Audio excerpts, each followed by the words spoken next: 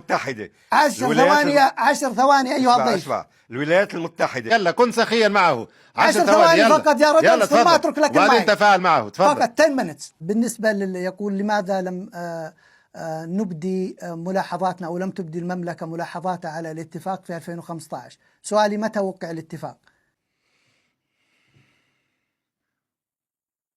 تم. مش انتوا اللي بتقرروا، واشنطن اللي بتقرر. متى وقع الاتفاق؟ سؤال بسيط، متى وقع الاتفاق؟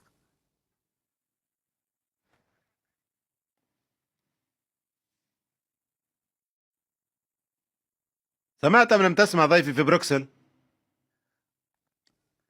هل سمعت أم لا؟ السؤال مش عم بسمعكم.